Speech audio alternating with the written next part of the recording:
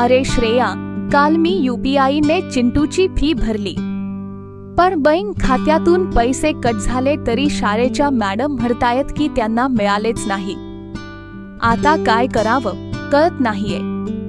विचार केला होता, पण बँक खूप लांब आहे ना, जाऊन येणं अवघड पडतं आणि कामातून वेळ काढणंही कठीण आहे. बँकेत जाऊन तक्रार का नाही करत? विचार केला होता, पण बँक खूप लांब आहे ना, जाऊन येणं अवघड पडतं आणि कामातून वेळ काढणंही कठीण आहे. बस एवढंच.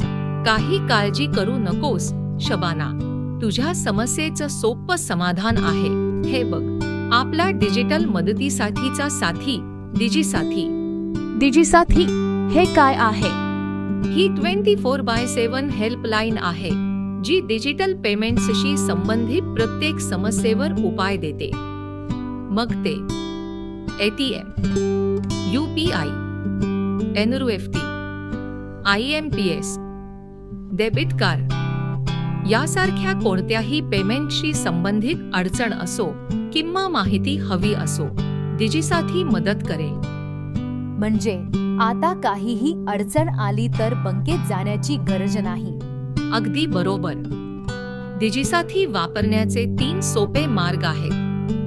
तुमच्या फोनवर व्हॉट्सॲपवर +918928913333 या नंबरवर मेसेज पाठवा.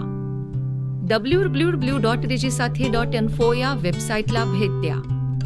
टोल फ्री नंबर 14431 किंवा 1800891333 वर कॉल करा.